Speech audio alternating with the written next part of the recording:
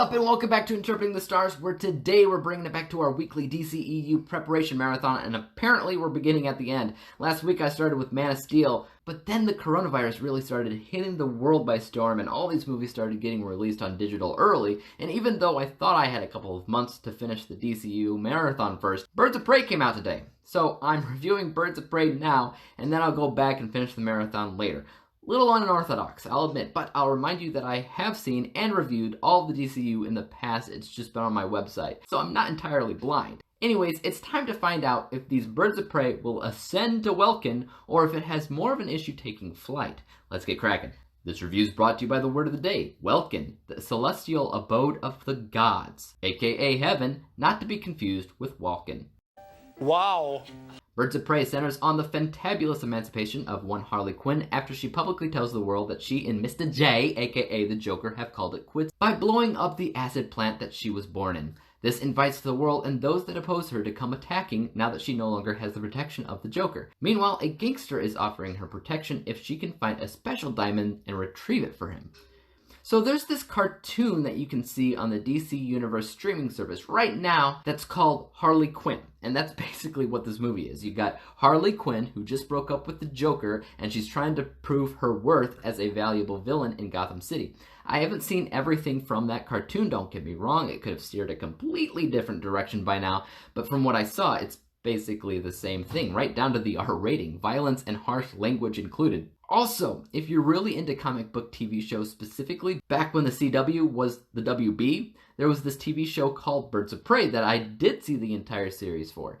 Definitely an underrated show, by the way, which this film has almost no connection to whatsoever. The Birds of Prey title, it has no connection to it. I'm not that worried about it though. I'm not worried about source material or anything. As long as it does what it needs to do to be a good, well-made film, I don't care what they do.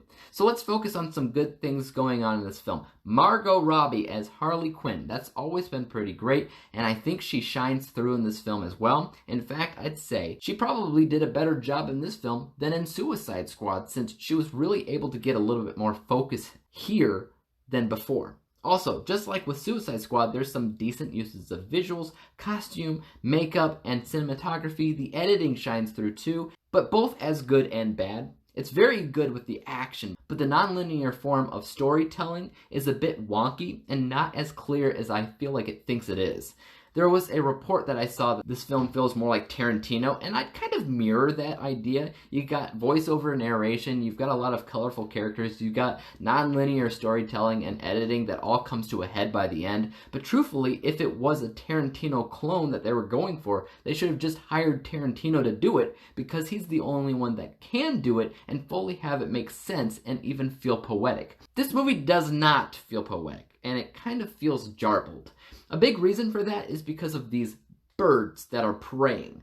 All of the girls have these different missions, different reasons behind what they're doing, and every time one's introduced, that non-linear thing pops into play and the film rewinds to introduce their story. I get what they're doing, I do, but when they did that, I felt an extreme lack of caring about these people. I didn't really think that they had a lot of passion behind what they're doing, why they're doing it. It was often fun to watch them do what they do, but that's all I can really say about it.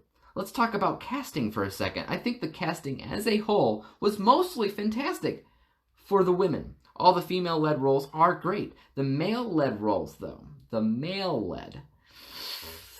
as much as I love Ewan McGregor, I did not love him in this movie. He felt like he was overacting or overdoing it in one way or another, and I just always hate to see that from actors that I actually love.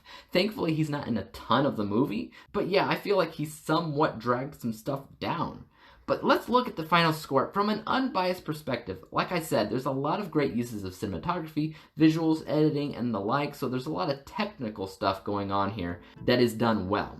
The unbiased score is 82%. However, the non-linear storytelling sometimes confused me, and Ewan McGregor's role took things back for me. So my bias score is 74%, bringing everything down to an end score of 78%. 78 out of 100 possible stars, granting it a letter score of C+. Not a bad time, guys. There's definitely things in this movie that I enjoyed and had a good time with, but I'd say it's far from the best DCEU film. But I guess I'll have to finish my rewatch marathon to know for sure. I'd like to hear your thoughts on the film in the comments down below, though. What do you think about Harley Quinn? Is this the best DCEU film out there? The worst? Is it somewhere in between? Let me know. As for YouTube, you know what to do. Hit the subscribe button if you like this review, because there's more like it coming out. Hit the thumbs up button, because that always helps out my channel. And don't forget about the little bell icon, because that'll help notify you when I come out with my next review. And until then, peace out.